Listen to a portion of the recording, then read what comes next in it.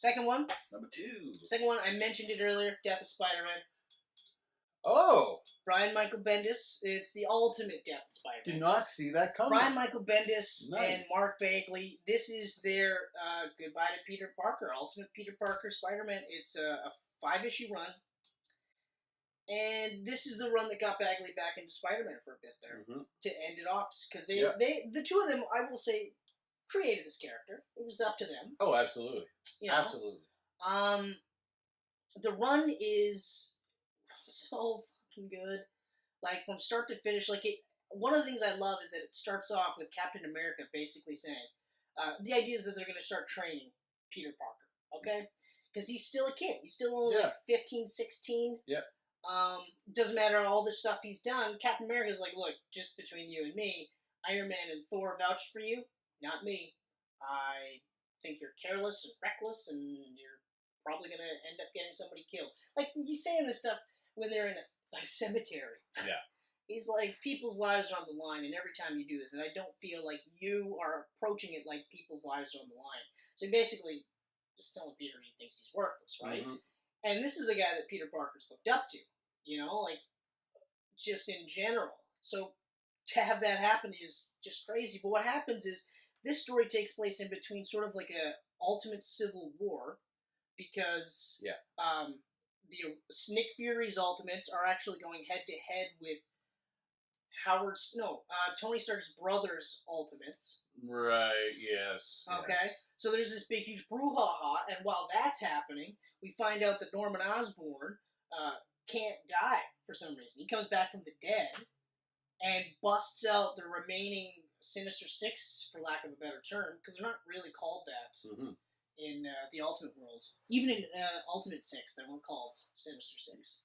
Yeah, they don't really call them anything, eh? Why would they, though? The Six. Like, why? Like, realistically, if you were in a group of like bad guys, and they're like, "Hey, why don't we call ourselves the Sinister Six?" That guy's dead. He's out. You know, you're like, "Yeah, sure, whatever. All right, so let's go." Yeah, we're 5 now. Let's. Yeah. So he busts out a genetically modified Kraven the Hunter. He busts out Electro. He busts out Sandman.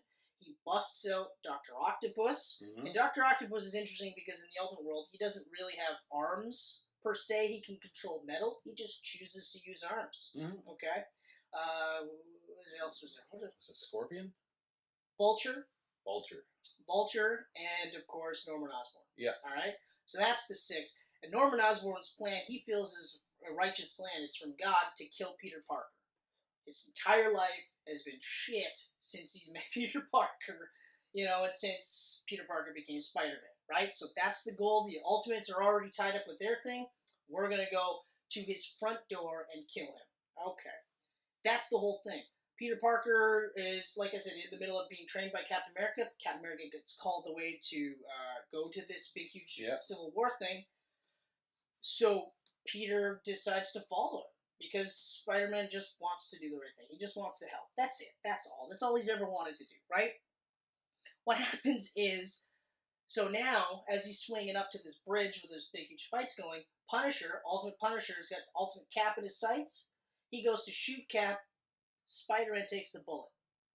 For the guy that said, yeah, you're going to get somebody killed, you're not up to snuff here, I'm just doing this because I was outvoted, he saves his life. And the entire run of that is now Peter Parker bleeding out and basically saying he's it. Like, this is it. I'm done. I'm dying. If I go to the hospital now, that's it. My career as Spider-Man is over, right? MJ calls him and says, you got to get home now because they're coming to your house. She hears that they're out. And he goes to find them, and the whole rest of the issues is just him, literally, last stand, mask off, kicking the shit out of all of them, ultimately Norman Osborn, and, I mean, the issues are just... So powerful. So powerful, because they build it as the death of Spider-Man. Yeah. So you know he's going to die. Yeah, I mean... But the whole time you're like, maybe he gets out of it. Maybe he gets out of it. But then... you're getting teary-eyed. I'm going to get through this, though. He ultimately takes out all of the Sinister Six. He puts down Osborn. Yeah. He actually, like, kills Osborn because he knows this is it. Saves his Aunt May, and he has that like heart-to-heart with her where he goes, I did it. I couldn't save Uncle Ben, but I saved you. Yeah. And I'm like, fucking wrecked every single time. Yeah. But it's right up there with my first pick for how they managed to capture the essence of what makes this character so important to me, but like to everyone else that's touched by him, because he's just a kid who just wants to help out, and he just lucks out to have all these powers. And like, sure, in the earlier runs with like Stan Lee and stuff, it's not like it was all roses for him. But I've been rereading the Bendis run.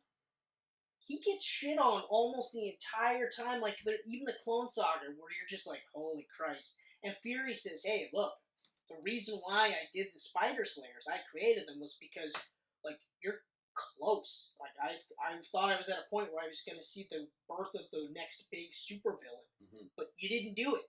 You actually rose above all of that. And I'm just like, that's the kind of character. So, like, for Bendis to get the character so well, like, immediately puts him up there for me, because when my favorite writers don't get my favorite characters, it's hard for me to rectify that. Yeah.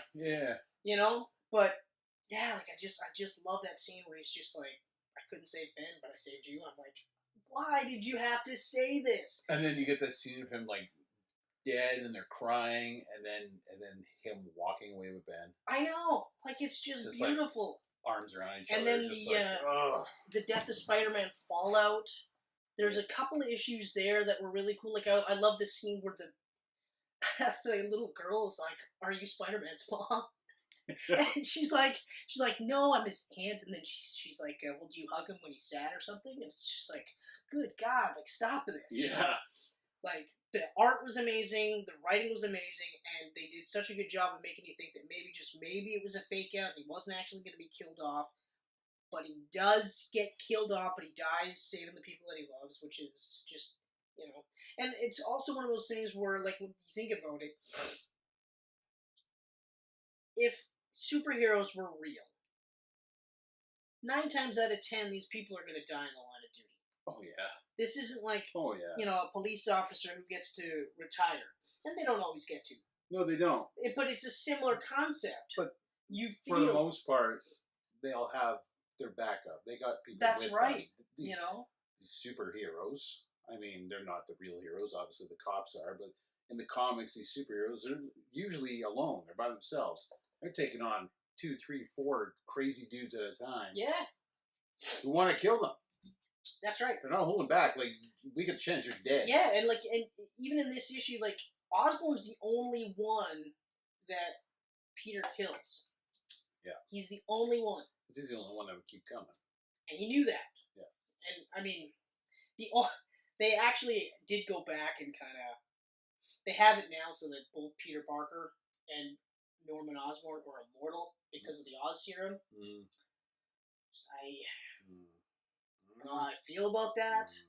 Because I read the run where they had Miles Morales as Spider-Man and they brought back Peter Parker. And that's where they... It doesn't necessarily cheapen it for me. It's still just kind of like, well, why would you, though? You didn't need to bring him back. No. Especially because at that point, the Ultimate Verse was slowly getting to a point where they were going to drop the run anyway. That was the great thing about the Ultimate Verse. You die, you're dead. I mean, it got a little ridiculous with the friggin', what was it? Ultimate, Jeff Loeb's. Oh, Ultimate, the worst miniseries, and we're talking like Jeff Loeb. That's the one where... Hush, and then he does this awful. That's the one where the Blob eats the wasp. Like, eats her, and then, like, everyone is just senselessly dying. It's just like... Wolverine was killed off. Cyclops was killed off, and they showed his head explode. Daredevil was killed off. That one wasn't a big deal because the Ultimate Daredevil wasn't really that far off. No, I kind of like the way he died with, like, the tsunami, right? Hitting New York and everything. I mean, it kind of made sense. Yeah. But yeah, no, the Cyclops one really pissed me off. And the Wasp one was just disgusting for no reason at all. Yeah. Like the blob just eating her stomach out. Jeff Loeb's run on Ultimates 2 was really fucked up. Oh, 3. Yeah, where they that was awful. they actually had the incest scene. Yeah, I with read it. The Maximoff twins. Yeah. Which is just gross.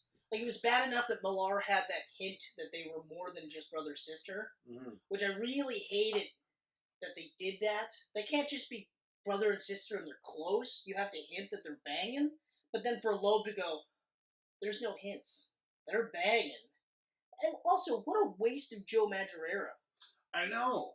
I was so pumped. Like, Mad is back at Marvel. So did I. I was like, Jeff oh. Loeb, Madureira. But then, actually, I wasn't that pumped because I think that was right around the time he was doing the Hulk run. Might have been after. Okay. Remember that Hulk run? When they introduced Red Hulk? Oh, that was McGinnis.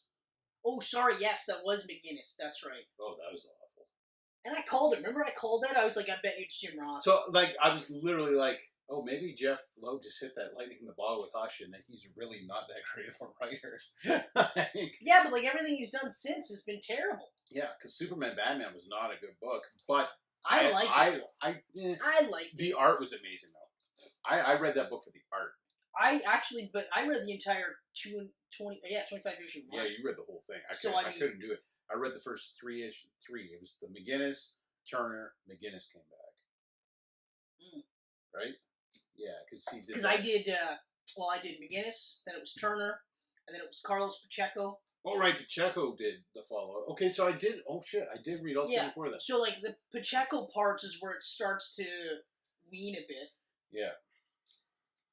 And then it was. And then Madura finished it off. No, McGinnis. Yeah, McGinnis finished it off. McGinnis, yeah. Yeah. So at least by the end of that run, like you understand why the run was like that. But anyway, yeah. I honestly, and Death of Spider-Man is one of those where, like, lately, since Holland, and they're talking about Miles Morales actually being introduced in this, and there's actually talk of, like, killing off Holland's Spider-Man, and I'm like, yeah, but it's too soon. Yeah, the only reason why this impacted me so much was because I had, like, 10 years of reading this character, this new version of this character that I already loved to begin with, because I grew up, like, I was Superman, Batman, and Spider-Man. Those were my three favorites growing up as a kid. Yeah. And it's funny now that I'm an adult, and it's right back to being, like, those were my three favorites again, you know? But, like, we talk about animated movies. This would be a really cool animated movie. I wish Marvel would do animated movies. Like, good ones. Yeah. Because it did that. They tried a few back in, like, what? Early 2000s. Well, the Hulk Versus was kind of cool. They had Hulk Versus, and then they had the Invincible Iron Man, and they had the Doctor Strange, and they had a couple Thor ones. But I mean, like, they never. Doctor Strange was terrible. No, Doctor Strange was so bad. They were never as good, not even remotely as good as the DC ones. No, even like DC's worst batch. Yeah. Which, like, the last couple of years, they've been really hit or miss. Oh yeah. Really hit or miss, yeah. And actually, like, a lot of them have been like miss. I'm glad I'm not, like, a completionist with those movies, because I'd be, like, another bad one on my shelf for no reason.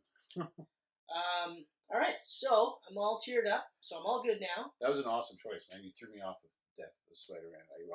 It is... I did not see that. The thing is, like, every one of my picks is something that, like, every couple of months or every couple of years or something, I'll just, like, I gotta read it again. I gotta read it again because it's just so good. And, like, it's weird to think that the Death of would be one of my favorites, but like I said, it just all encompasses everything about that character that I've grown up loving, that I love now, even as an adult. I'll be like 80, and I'll still be like, man, it's so great, you know? And a lot of times I feel like there are aspects to that run that I feel like if they start pulling, like Holland starts pulling some of that from this run, it would, like, benefit the character more so. Oh, huge. Because, like, it goes dark, and all throughout the darkest, even at Peter Parker's lowest points, he still wants to do the right thing, you know? But yeah, just crazy. Just absolutely crazy.